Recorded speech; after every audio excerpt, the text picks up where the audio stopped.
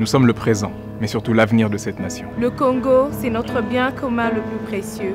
Et son avenir, c'est ensemble que nous le bâtirons. Nous sommes le plus beau visage du Congo. Avec l'amour dans nos cœurs, avançons vers un même but. Nous sommes tous Congolais parce que le Congo vit en nous. Au-delà de nos clivages et de toutes nos différences, laissons brûler la flamme de l'amour, de l'espoir, de l'unité et de la fraternité. Croire et vouloir, s'aimer et se supporter, nous sommes tous Congolais. Parce que demain est un autre jour, un autre combat. Fils et filles du Congo, aimant et protégeant ce patrimoine de nos aïeux. Congolaises et Congolais, ce qui nous unit doit être plus fort que ce qui pourrait nous diviser. Nous sommes la République démocratique du Congo. Bomoko. Bomoko. Bomoko. Bomoko. One love. Bomoko. Bomoko. Bomoko. Bomoko.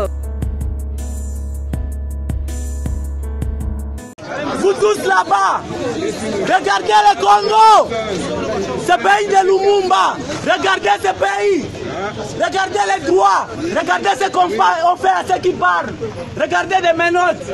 Souvenez-vous de Lumumba, des corrompus, des Congolais, des gens qui tuent ce pays, on tué ce pays, on tué Lumumba et continue à tuer le peuple congolais. Vous le regardez, vous êtes des complices. Niveau Temgo va complice, vous tous avec vos caméras, vous tuez le peuple congolais. On tue les gens, on tue les enfants dans des écoles, vous avez l'armée. Tu as des menaces ici pour venir m'arrêter. Va arrêter les gens qui tuent des élèves à Beni. Toi, je te dis, peu importe qui tu es. Aujourd'hui, je suis prêt à mourir à cause de toi parce que tu es corrompu. Tu es corrompu. Tu penses que tu peux arrêter quelqu'un ici qui parle. C'est ici que tu as le pouvoir. Ici, vraiment, regarde-toi, c'est la honte. Tu es une honte. C'est là où vous amenez ce pays. Des menottes, vous menottez ceux qui parlent. Oh, je suis colonel, je suis truc. Colonel, c'est quoi? Les Belges sont partis. Et aujourd'hui, le peuple va parler et vous allez partir aussi. L'État, on va vous balayer comme ça. Comme on a balayé les gens en Afrique du Sud. Parce que vous êtes des crapules. Oh, c'est fini? C'est fini. Très bien. Allez, amenez-moi là où vous voulez. Des libertés, Monsieur Schaffhauser. Je voudrais d'abord remercier mes collègues, une fois n'est pas coutume, pour leur pertinence sur l'analyse du Congo et plus particulièrement M. Pittella. C'est un pays que j'aime beaucoup. J'ai moi-même été auprès du vice-président dans la période de transition, Zaïdine Goma, et j'ai suivi cette transition en étant un des acteurs. La difficulté du Congo RDC, c'est sa richesse. Puis-je rappeler que Laurent Désiré Kabila était allé chercher, on est allé le chercher parce que l'Ouganda et le Rwanda avaient décidé, sur ordre d'une puissance extérieure, je peux donner des précisions, d'envahir le pays. Puis-je rappeler que pendant que Laurent Désiré Kabila envahissait le pays, un certain nombre de sociétés signaient des contrats, c'était des sociétés américaines. Puis-je aussi rappeler que lorsque Laurent Désiré Kabila se retourna en étant patriote pour son pays, on décida, ici à Bruxelles, j'ai eu l'information, je peux dire de qui il est décédé depuis, son élimination, et qu'on est allé à Washington chercher également l'ordre, et il fut éliminé 15 jours après. Et puis-je rappeler qu'on est allé chercher alors Joseph Kabila en se disant, ce jeune, on le manipulerait parce qu'il n'était pas... il était de nationalité rwandaise et qu'on allait en faire un président. Tout ceci est de la manipulation. Ce qu'il faut pour la République démocratique du Congo, c'est une souveraineté retrouvée, une armée qui se batte effectivement, une MONUSCO qui est au service de la paix et qu'on arrête les prédateurs qui sont liés au crime organisé et avec des États hypocrites liés à des multinationales. Je vous remercie. Rendre des comptes non seulement pour les actes qu'il commet sur les personnes, mais sur les biens de l'État qu'il pille. Et alors, quelqu'un comme le président Kabila, par exemple, il pourrait aussi être poursuivi par certaines actions? Je ne mettrai plus cette phrase au conditionnel pendant longtemps. Il est clair que ce qui se passe au Congo est grave. Il est clair que des millions de Congolais sont en train, littéralement, de crever de faim, alors que d'autres s'assoient sur leurs milliards d'euros. Et je crois vraiment que pendant les mois qui viennent, on va assister à, heureusement, le glas. Donc Kabila, on en parle peu, mais il est dans votre viseur. Évidemment. Certains diront que le pillage des richesses de l'Afrique, il a commencé il y a bien longtemps, sous la colonisation. Il se poursuit légalement avec des multinationales qui ne sont pas toujours scrupuleuses. Évidemment. Évidemment, il n'y a pas que les chefs d'État qui pillent, mais les chefs d'État sont aidés aussi par des sociétés sans scrupules qui leur donnent un pourcentage. Pensez à la question d'énoncer des passeports au Congo où un passeport coûte 180 €, vous imaginez, c'est le salaire de combien de jours, je ne sais pas combien de mois pour certains. Une partie, un tiers va au pouvoir, l'autre va à la société qui crée le passeport, et enfin, un tiers va seulement à l'État congolais, dont on sait que par d'autres biais et la corruption, il arrive dans les poches de corrompus. Alors, on va parler d'un autre dossier. Je vais vous montrer une photo. L'adversaire de la majorité, ce n'est pas l'Église, c'est la population. Ils nous ont déçus. Ce n'est pas l'Église qui a voté pour eux. Mais est-ce que vous savez que Donald Trump aujourd'hui est devant la justice parce qu'on l'a soupçonné d'avoir échangé avec les services secrets russes? Et il risque même une destitution. Il risque une destitution. Et nous, ce sont les étrangers qui ont été au cœur du régime. Donc ils ont partagé les secrets d'État d'un régime. Et quoi de plus normal, avoir les résultats qu'on a. Mais on avait un moratoire, même si on ne va pas juger de l'opportunité de ces moratoires. Mais est-ce que ces débats devraient encore surgir dès lors qu'il y a déjà un moratoire qui court? Le moratoire ne dépasse pas 3 mois, mais le moratoire, c'est plus de 7 ans. Vous savez, nous sommes un grand pays.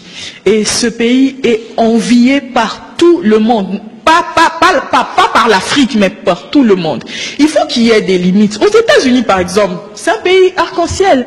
Mais si tu n'es pas né aux États-Unis, tu ne deviens pas président de la République. C'est comme ça que les gens comme Kissinger, malgré tout ça, il n'a pas pu devenir président. Il faut quand même qu'on ait nos limites. C'est bien d'aimer le Congo. Qui est congolais aujourd'hui? C'est celui-là qui aime le Congo plus que tout autre pays au monde. Mais seulement de garder un autre passeport et de les utiliser aussi, là, ça pose problème. Dans ces cas, on n'aime pas le Congo. Et c'est le dossier Katumbi qui a tout réveillé. Qui a tout réveillé. Alors là, moi, je dirais à cette classe politique de le consommer. Katumbi a battu campagne pour le président de la République. C'est l'un de leurs. Élu député. Puisque c'est l'occasion, donnez-nous la liste. Donnez-nous la liste de tous ces étrangers qui sont au cœur de régime. Peut-être que nous, la population, on va prendre nos responsabilités. Et j'aimerais ouvrir une parenthèse pour dire aujourd'hui à la majorité, s'ils me suivent, qu'ils sont en train de créer Moïse Katumbi pour rien. Les crédits que la majorité aujourd'hui donne à Moïse Katumbi, même la population ne lui donne pas ça. Même la population congolaise ne lui donne pas. C'est quelqu'un qui a su démystifier, il a trouvé les failles du régime. Il est en train de combattre le régime par 2 façons. Premièrement, par le lobbying, qui est une politique de laboratoire, et deuxièmement, par la presse, qui est une politique d'opinion. Il manipule l'opinion des étrangers par rapport à ce qui se passe en RDC. Et ma plus grande crainte, ou bien ma plus grande désolation, a toujours été de constater que le régime l'a laissé faire. Pour quelqu'un qui passe en manchette du Figaro, tout ce que vous lui donnez, c'est Papi Tamba et Makoloko Tambola pour répliquer. C'est pas conséquent. Merci beaucoup, Christelle. Une église qui remarque que dans une société, les riches sont de plus en plus riches, les pauvres sont de plus en plus pauvres, alors vous voulez que cette église ne dise rien parce qu'elle est au milieu du village. Mais c'est quoi la politique, Serge? N'est-ce pas créer des écoles? N'est-ce pas soigner des malades? N'est-ce pas créer des orphelinats, des homes de vieillards? C'est pas ça la politique, c'est la politique par excellence. L'Église fait de la politique. Mais ce qui m'étonne, c'est que le pouvoir devient amnésique. Devant les enjeux, on devient amnésique. Le rôle de l'Église catholique face au changement de ce monde n'est plus approuvé. Contre le nazisme, l'Église catholique était là. Comme la perestroïka, l'Église était là. La chute du mur de Berlin, l'Église était là. Le rideau de fer, l'Église était là. Et je parle de l'Église catholique. Nous allons même loin. Ici, il y a eu la fameuse marche du voilà. C'était l'Église catholique contre le régime de Mobutu. Et aujourd'hui, qu'est-ce qu'on veut que l'on fasse? Est-ce qu'au milieu du village, qu'on n'arrête pas de dire à l'Église, ça veut dire qu'on peut assister à un match, un combat de boxe entre un enfant de 5 ans et un papa de 50 ans? Non. La mission de l'Église consiste... C'est qui le papa de 50 ans et l'enfant? Le pouvoir et la population. Parce que le pouvoir a les moyens. a les moyens, ils ont eu pendant longtemps le moyen d'offrir ne serait-ce que les besoins fondamentaux à un peuple qui peut être à l'abri des besoins. Mais ils ne l'ont pas fait. Pour nous qui avons vécu avec les prêtres, qui avons été encadrés par les prêtres, ce sont des gens méthodiques. Ils ne font pas des choses comme ça. Ils sont allés, ils ont tout essayé. Mais quand ils parlaient de plan B, vous pensez que c'était quoi le plan B? C'est le réveil de la nation. Il faut se réveiller. Ils ont tout épuisé. Ils ont senti que nous sommes face à un régime qui ne veut pas partir. On ne vous demande pas de partir ou de fuir, non. On vous demande seulement de laisser les autres travailler. La moindre de choses. Nous sommes en démocratie. En démocratie, on ne promet pas les élections. On les organise. Ça fait partie de l'écosystème de la démocratie. Organisez-nous des élections. Nous ne sommes pas en oligarchie. C'est tout ce que les prêtres disent. Nous vous renouvelons le mandat. Et laissez ça, ça a toujours été ça les dangers des chefs d'État africains. Ne pas faire consensus après les élections. Quand ils gagnent, c'est fini, ils font la fête. Ils se constituent en petits groupes, ils se disent non, on va dépenser, comme j'ai vu ce pays de paradoxe où la population kassaïenne est en train de mourir. Mais ici, il y a eu une grande fête avec des champagnes habillés, ne serait-ce qu'organiser une récolte de fonds pour aider ces femmes qui accouchent à même le sol, d'avoir ne serait-ce que des lits d'hôpitaux. Il n'y en a pas eu. Ce pays des paradoxes où tout est normal. Au même moment, on nous dit les élections impossibles de les organiser sans les Kasaï, mais l'examen d'État organisé sans les Kasaï, c'est pas un problème. Je pense que la presse, on a aussi une grande responsabilité. Des gens comme Vital Kamerhe, à mon avis, on ne devrait même pas parler d'eux. Ah bon? Oui, on ne devrait pas parler d'eux, parce qu'une personne qui n'a pas honte de changer son veste, de changer ses chaussures, de changer ses chaussettes comme ça, c'est regrettable. Il n'y a pas très longtemps, c'est lui qui a donné le caviar. Au moment où il y avait un semblant d'unité dans le rassemblement, on comptait sur lui pour faire bloc, pour obtenir quelque chose de meilleur par rapport à leurs adversaires. Mais Vital Kamerhe s'est vendu à vil prix. Et je me souviens, ce jour-là, il brandissait les papiers. Il disait, le papier, il disait que les autres ont choisi la guerre, nous, on a choisi la paix, mais mon Dieu. Et par honnêteté intellectuelle et par la jeunesse qui croit en moi, je m'abstiens de parler de Vital Kamerhe. Je ne veux pas. Je ne parle pas de Vital Kamerhe. Très bien. Alors, vous pensez que... Serge, si vous m'avez entendu une année passée, je disais que lorsque les prémices sont mauvaises, les résultats les sont aussi, c'est clair. Nous sommes devant quelle situation? Nous sommes devant une situation où des gens ne veulent pas quitter le pouvoir. Ils ne veulent pas organiser les élections parce qu'ils ont peur de la population, parce que la population va les sanctionner. Alors ils organisent, je ne sais pas. Bien travaillé, le taux du dollar est là, l'état des routes sont là, l'état de l'éducation est là. Je ne pense pas que ça serait les résultats de mon travail. Je m'abstiens. Remonte encore Sophie avant le 19 décembre. Qui va cette fois-ci faire baisser la tension? Je rappelle. Viendra à la rescousse? Ou bien ça sera le temps, c'est le temps.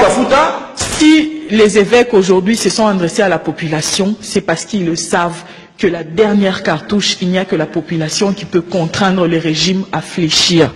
Ici, je suis en train de vous dire, on ne parle pas des étrangers. Quoi qu'il en soit, ces notions de congolité, je ne sais pas. On parle entre nous. Vous avez travaillé. Et à un moment donné, ce sont les règles de la démocratie. Ne serait-ce que pour ça. Et vous avez parlé tout à l'heure du référendum, mon ami Serge. Dites-moi, quel argument ce régime va brandir à la population pour aller voter oui ou non au référendum? On va les hypnotiser par l'eau de la régie des eaux? Une population qui souffre. Vous parlez du référendum. On a même essayé d'organiser un coup d'état constitutionnel avec la Cour constitutionnelle. C'était horrible. Est-ce qu'aujourd'hui, peut-être c'est pas question de science, mais question de bon sens, une constitution, pour la rédiger, il faut le concours des juristes, des politologues, des sociologues, je ne sais pas, des linguistes, mais pour changer cette constitution, ça devient l'apanage seul de juristes. Peut-être c'est pas question de bon sens, de science, je le dis, de bon sens. Est-ce que la Cour constitutionnelle aujourd'hui peut prendre des décisions qui sont en déphasage avec les réalités sociétales? Il n'y a qu'une seule réalité sociétale, c'est que le peuple veut une alternance. Nous sommes le vendredi 30 juin 2017.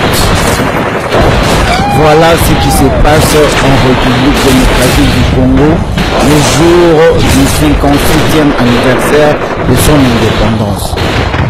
Banamboka Bolamuka. Wakati ambapo Maimai wanashambulia kambi ya jeshi hapa karibu na mji wa Nyamirima, lakini jeshi la Jamhuri ya Kidemokrasia ya Kongo linajiandaa. Silaha nzito zatumiwa.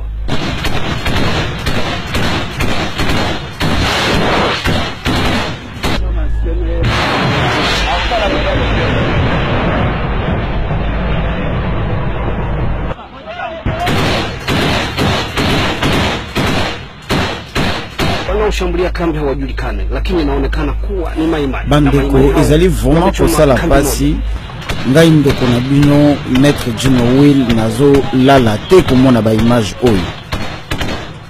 Pendant que tozalaki kotelemela makambo ya dialogue, le langage était tozokende na dialogue pour éviter les chaos. Voilà comment les Congolais, voilà comment les politiciens évitent les chaos au Congo. Yango eza komonana.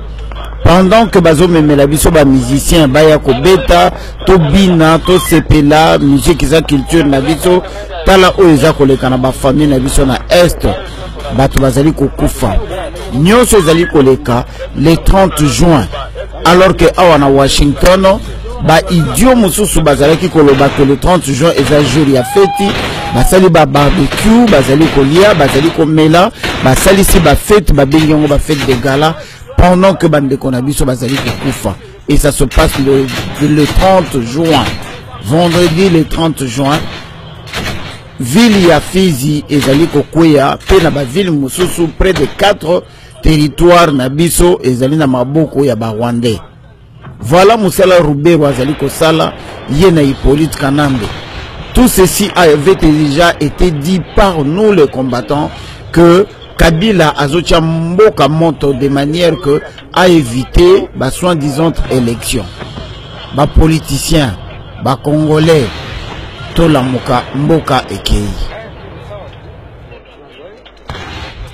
La MONUSCO et le Haut Commissariat pour le réfugié bauti ko évacuer plus ou moins 21 000 regards na East ya Congo pour les États-Unis.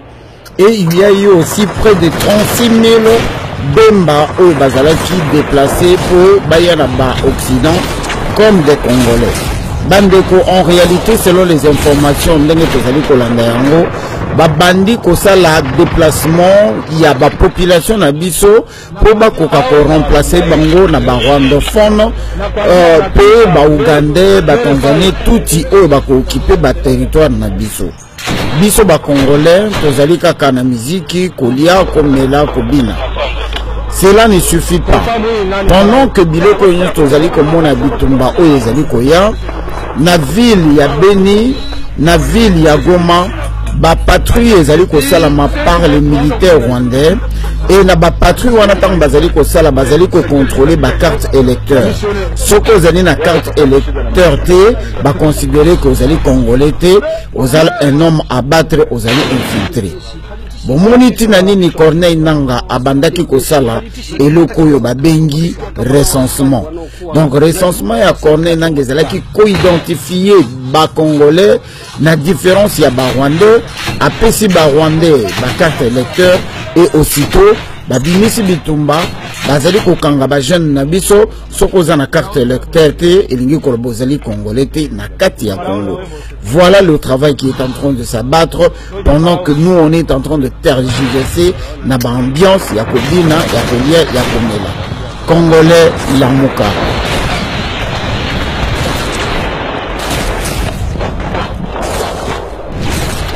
Comme si cela n'était pas assez. Pendant la même période où le village Nabiso, la ville Nabiso, et Zozomoto,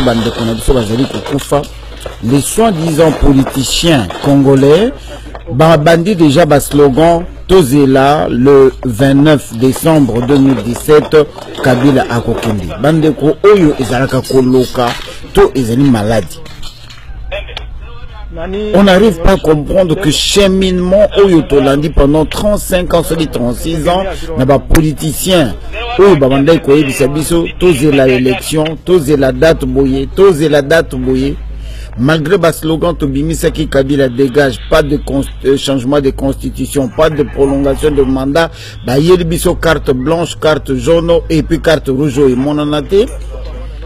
Lelo bazongeli biso sous un slogan il y a causé la le 29 décembre 2017 pour Kabila Akendi.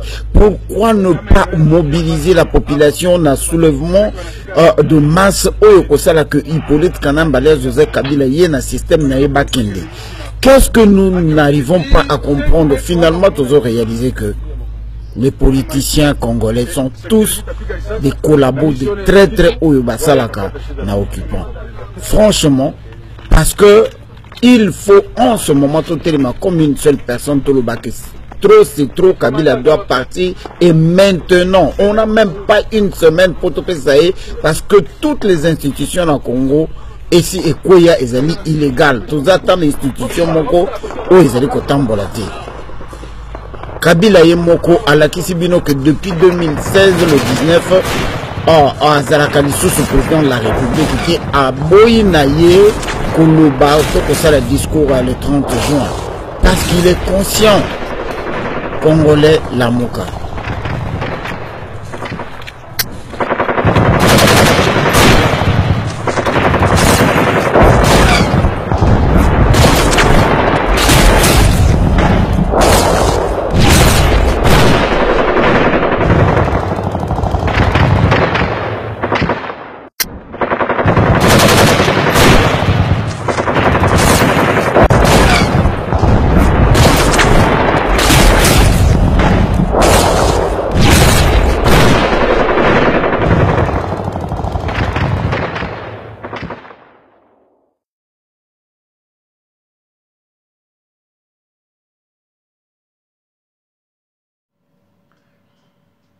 Sango ya Congo, breaking news, Sango ya Congo na banda kuna bino, lelo tozali na sengo, mikolo yo, église catholique, ezo sala ba plein, mo Christo azali mwinda. Ezali chemise, mama na biso moko, akabela ngai asili na Paris, akabela nga tango nazaki na Paris, yango na lati yango lelo, pona kolakisa ke biso nyo sotu tozali sima ya lancement ya basango sur comment kobengana Kabila basango ya Congo na banda kuna bino basango oyo et pesami lelo vendredi et pas na bino vendredi le 7 juillet rencontre Hippolyte Kanambe et Monseigneur Outembi président de la Senko est un non-événement. Hippolyte Kanambe oyo ayebani mingi na kombo alias Kabila le criminel rwandais oyo aboma Mose Kabila tata na ye na tango oyo azana matanga azolela yaya na ye propre na kombo ya Damari Kanambe oyo auti kokufa na Uganda na sida azalaka copine passagère ya Pasteur Mugalo atiki liste mulai na kati ya liste wana tozali bongo na Soni Kafuta, Denis Lesi, Kamere, na kati ya liste wana bazali ebele oyo da Marie Kanambe atikeli Bokono. Donc ezali liste na tangi ndenge batindelinga boyebi nga nazaka fidèle na kopesa bino basango Congo. Meloko akokamwa RTNC oyo ezali radio to TV 1000 collines ya Rwanda na Congo. Et comment kofinga basango na place bafinga basango bakomi kokumisa basango P RTNC o ezali chaîne nationale ya 1000 collines na Congo au lieu pesa sango ke Hippolyte Kanambe azana matanga akufeli yaya na ye da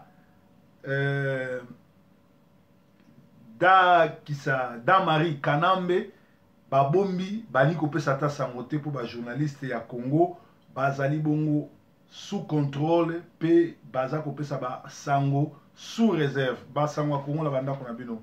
Alors, lobina lelo, Kabili et Ningani, Peperde et Ningani, Mboka na yo avanda kingakati zako ningana, parce que Donald Trump, ou azali président des États-Unis, a tweetaki, tweeta na ezaki boye, alobi boy what next step is Kabila. Alobi, what the next step for Kabila? Yes, that is right. That is true. What is the next step for Kabila? Oigoloba, étape nini prochain pour na Kabila. Alors Twitter wana et sali écoulé ba ancré ba te pelé ba développer en haut. Oigoloba, étape nini etikali pour na Kabila. Or biso nous toyebi ke next step ou bien next étape et ali départ ya Kabila to liwana ye. Alors the next step is step up. Kabila must step the power, step up. Donc Kabila faut atika masoko ki bangle babi must step up. Et là il faut atika pouvoir. Parce que Azal Soussou n'a pouvoir. Il n'est plus président. Il est criminel qui a infiltré les criminels rwandais au Congo, ses frères et cousins. Il a devant lui le cours et les tribunaux comme suicidaire et aller à l'enfer. Donc Kabila a le next step, plutôt prochaine étape de Kabila, c'est les cours et tribunaux ou l'enfer. Donc l'enfer, c'est-à-dire que Bakoy Kobomae, anytime Ngonga Nyos Bakoy Kobomae, parce que na mo Congo nae, azana plus de 18 millions de Congolais. Pour les Américains, Makambo Kinshala ya Kabila c'est Sili, tozo kene na ba élection sans Kabila, transition moko ko salama sans Kabila, parce que Kabila Kala Baventure Sali a outu Koliamba, l'ami personnel du dictateur coréen, Oyo na kombo ya Kim Jong, Oyo a outu ko lancer ba missile na ye, or na ba missile wana iranium nyo surtout ba sali la keza iranium Kabila na katebe mwake mutu atekelaki bango. Yango moni katebe mwake babomaye, katete soki mwake soki na babomaye. Et ka Moïse qui sa Kabila na Moïse Katumbi bango no soba ba complice au bateki iranium wana. Donc Trump a fongoli Kabila a démissionné na Kimia ou a se suicidé. Pour les jours les plus longs, il y a Vinaye et Bandi. La classe politique des corrompus, de flatteurs, des atalakou, mama zekete. Donc classe politique congolaise tango bazomona makambo nyonso tout comme baza ba corrompi bazali ba atala kuma mame bazali bongo ba miyibi bazali bongo ba infiltré au lieu ba profiter na makambo nyonso tout ba benga na Kabila bango baza ata na initiative mon côté parce que ça somba ki bango. La classe politique de la RDC se bat pour leurs propres intérêts et non pour sortir la RDC de l'occupation. Tala na ngonga oyo na kati ya Kinshasa, les trios d'Asufa, oyo ezalaki bongo Roger Lumbala, alias Bob Denard, ancien danseur ya mutu wa Namboka, c'est un Mboka, Olenganko Jackson 5, corrompu, traître, maudit, et Bruno Chibala, ba palangani, donc ba komiko swana, trio d'Asufa et Bebani ba Panzani, tout simplement parce que bateau nyonso ba sangana ki te pour na ba intérêt à Congo. Lokola Roger Lumbala, le Mbokatier, l'ex-danseur de Mouchouachia village, a se retrouvé ni na gouvernorat, ni wapi. Abani ko sala bango ba menace, tala bango na bango ba komi ko swana eye mabe. Kamere le Rwando Burundais, mbanda ya Jibem Piana, azoluka azonga lisusu na rasopu po apanza bango, meturo kamere o aza modi, kamere oyo azali modi pe kamera bunginzela nyonso azoluka ko simba te parce que tout sito timbelier mission batinda kaye ya ko distraire opposition tout aussi ba yebi yango moye azonga lisusu ya ko bomezalité. Alors ngonga yango yo pona batlokola ba Bruno Chibala ba démissionner ba zonga en opposition pour Titanic soki o matiango olingo lingate okozinda nango pe okobimate. Alors bana babotama na 1960 date tozwa indépendance etikali 3 ans pour bakokisa 60 ans d'âge. Mais why na communauté na biso bazo se comporter lokola bana 20 ans, bazali bongo na ba idéologie te, bazali bongo na ba initiative te, et bazali bongo na boule te. Bango nyonso bazo tourner na rond-point, bazo se comporter lokola bana 20 ans, mais basi bakokisi ba 60, bamusu basi bakokisi ba 66 ans, kimukala ki atala ku ya kikoko ezalaka te. Moïse Katumbi aza illettré zoba kaka neti Hippolyte Kanambe aza éliminé parce que azali criminel pe azali na nationalité congolaise te, c'est un juif zambien. Alors tozo kamwa batunyo surtout ya rasop o bazo ko protéger ye pe ko bakiye ki aza candidat na bango, or que le monsieur ne peut pas être candidat. Bauta ko bimisa eloko moko ke ambassadeur ya Italie azo reconnaître koza na Moïse Katumbi, c'est normal. Parce que Moïse Katumbi, kombo na ye ya italien, ezali Moïse Katumbi te, ezali Seriano. So que botunye kombo Seriano, boromona ke bazana un Seriano italien azakuna. Kamere Libabe na Chibao ekangiye, lukuta na munoko atika te likolo ya Amida, carrière politique na ye edoka. Donc Kamere azali modi pe bilakeli mabe ezolanda ye parce que Chibao na Libabe et la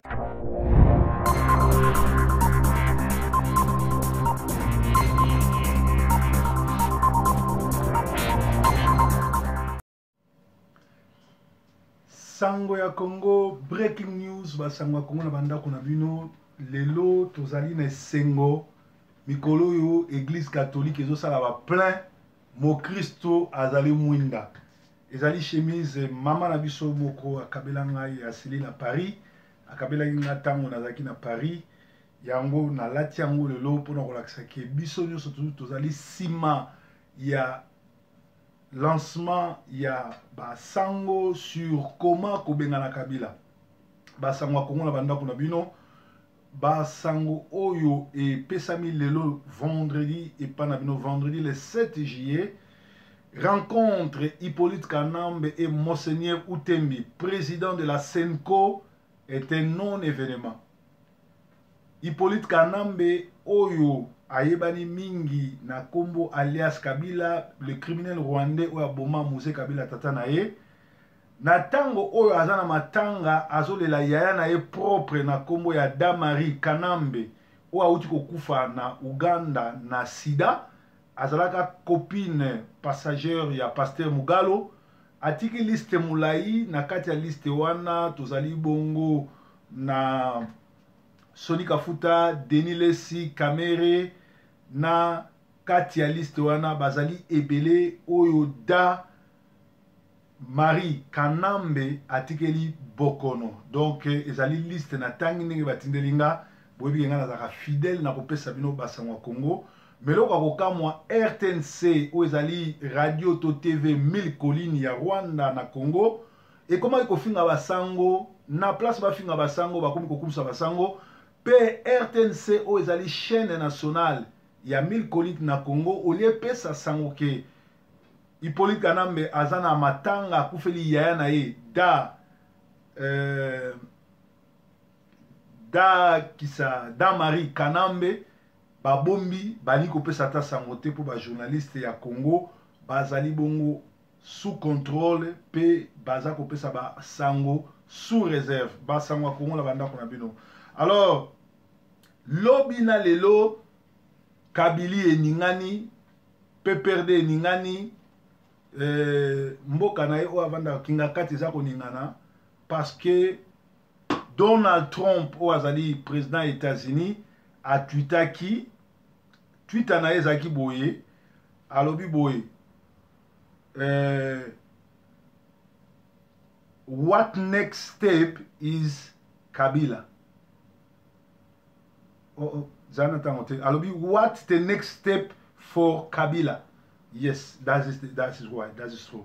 What is the next step for Kabila? Oigoloba étape nini étape nini prochain pour na Kabila.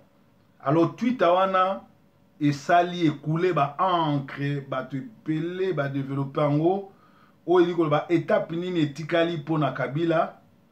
Or biso nous toyebi que next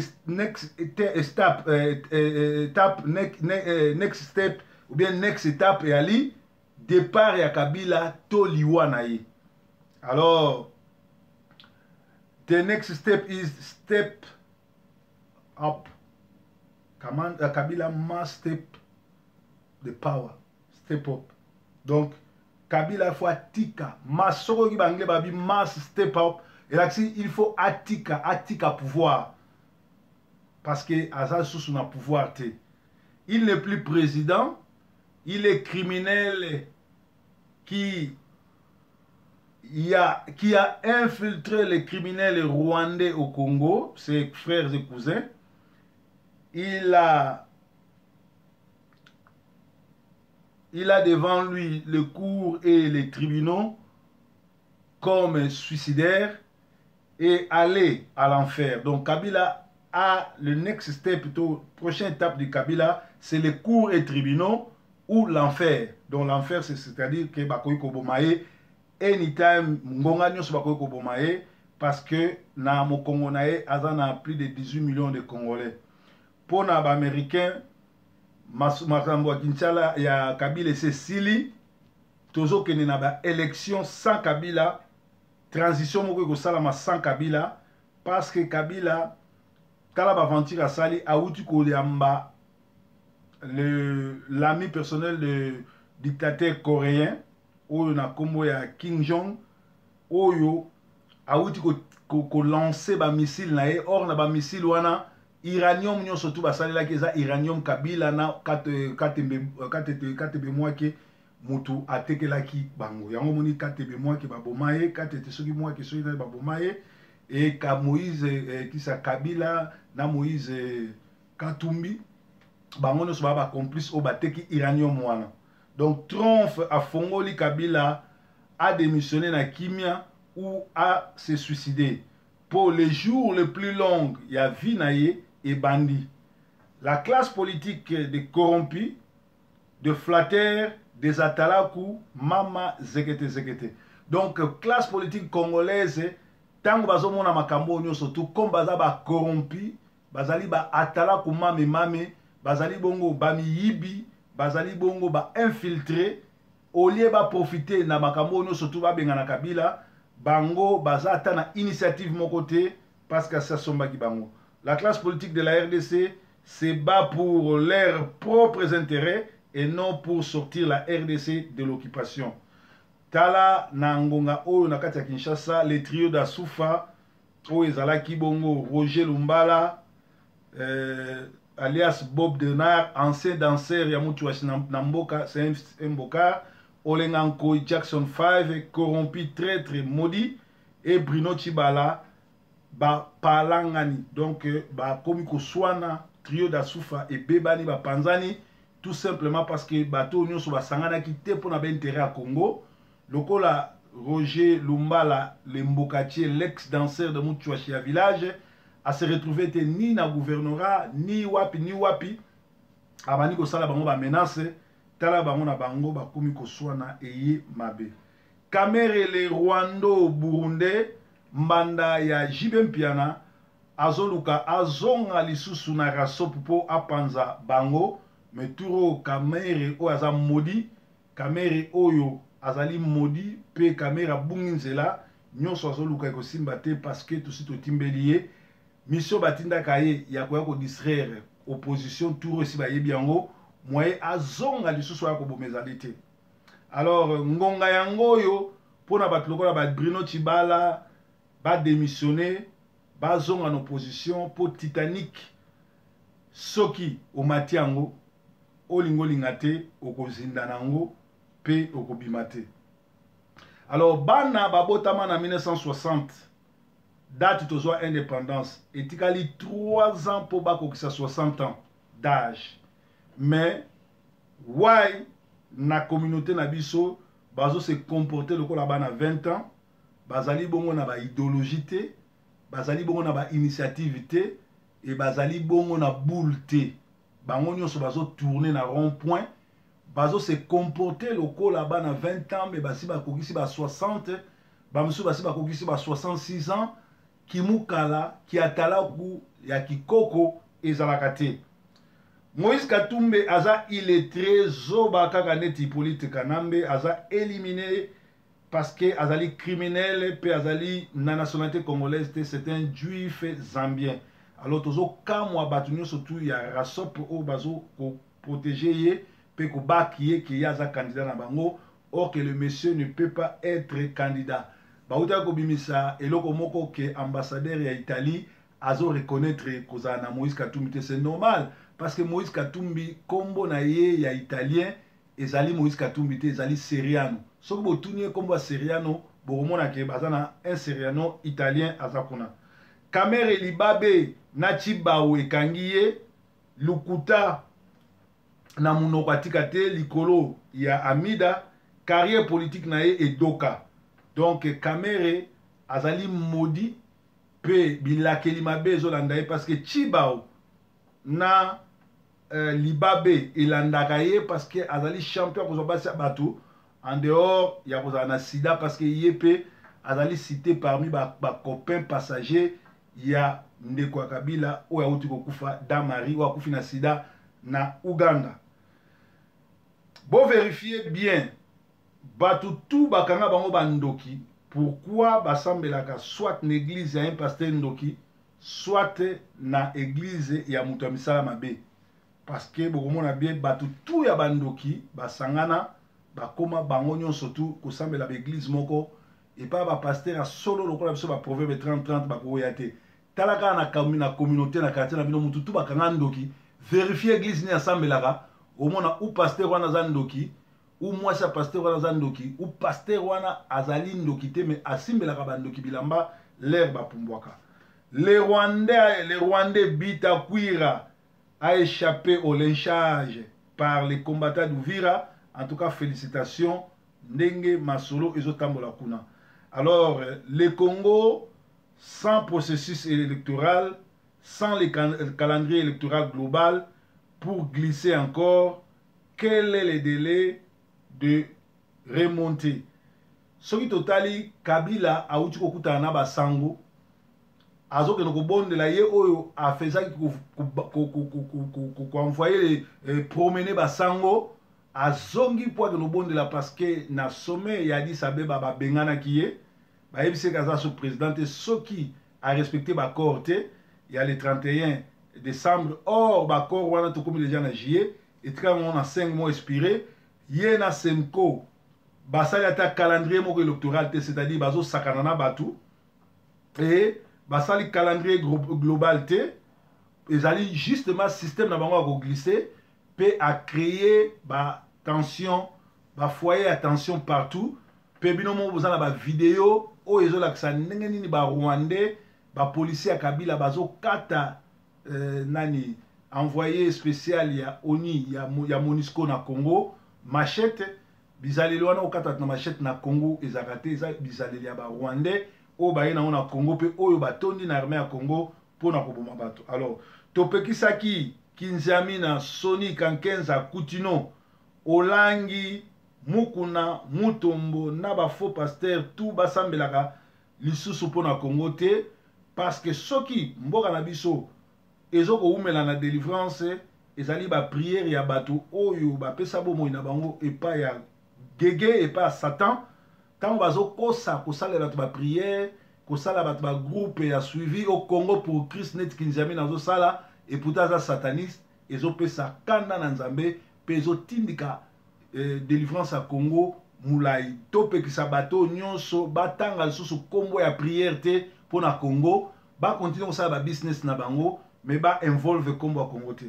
Kabila azolanda maréchal Mobutu avant régime na ye ekweya Mobutu organizaki pillage abomisaki ba congolais ipope azo organiser ba faux coup d'état ba faux rébellion a fouti l'entior ya Nemwana Nsemi pour a banda lisusu faux rébellion moko le 7 août oyo ekobomisa so bacongolais mpe ekokotisa climat moko ya bien te na mboka.